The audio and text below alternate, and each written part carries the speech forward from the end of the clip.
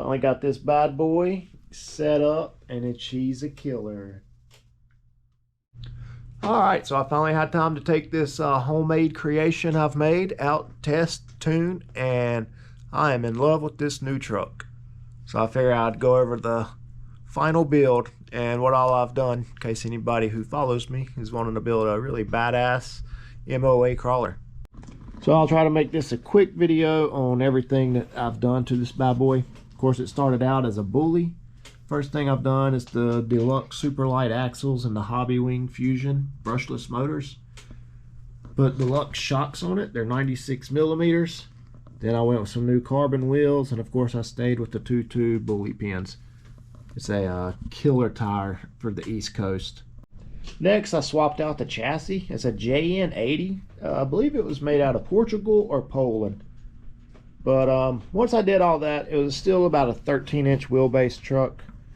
The skid was in the center, and I mean, it did all right. But then a buddy got a really killer rig, and I'm really competitive, so I ended up making this here.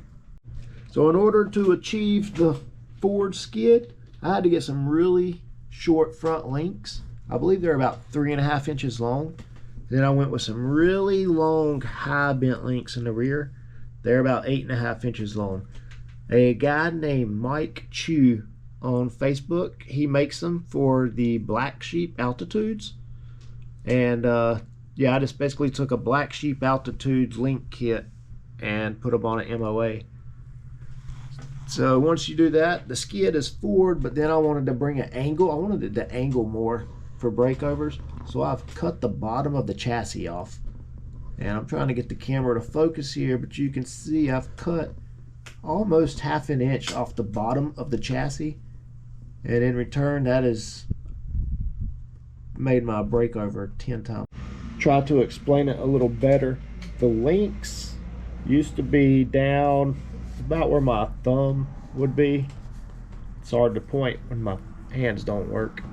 But yeah, the link hole was down here, and basically the skid just ran straight across. So I've cut a huge angle here, and that's what's giving me the nice breakover there. So what I've ended up with is one bad mofo. Wheelbase is a tad over 14 inches, probably about a 14.25, if that, not too much over 14. Ground clearance, I'm about 3 inches at the front link, and I'm 4.5 from the rear skid all the way back to the basically the rear shock. And another thing I did is, in order to extend the chassis, because the chassis is made for about a 13-inch wheelbase, I took shock keys, put them on the rear of the chassis, and that way I could run my shocks out longer. And yeah, I mean, without the shock keys, these shocks would be laying almost vertical, and it just wouldn't be working. One of the very first tests is this huge breakover here, which I thought would never be possible. I've had these rocks out here for going on 3 years, and I mean, this is 90 degrees straight up, and I never really thought nothing would ever make it. And a few months ago, we finally made it with my buddies Black Sheep. So it was my turn to make it next, and not only are we making it, but we're starting to slow crawl this.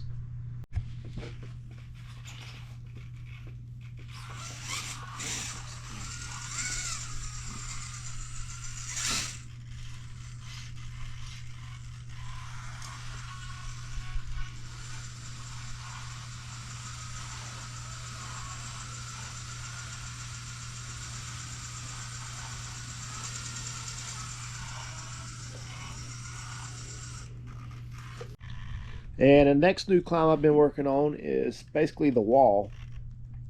The old line here used to basically just come on the outside and then up the corner here, and my shadow is probably messing this up. But now we're climbing this huge wall, and it is beyond 90 degrees. It's basically coming backwards. And it's kind of hard to tell, but there is a slight undercut. And if your rig don't have dig, I'm not sure if it's possible, because once the rear hits the undercut, it seems to just cause your front end to tilt back and ride a wheelie. I mean, it could be possible without it, maybe. Properly set up rig. But yeah, let's give it a go today.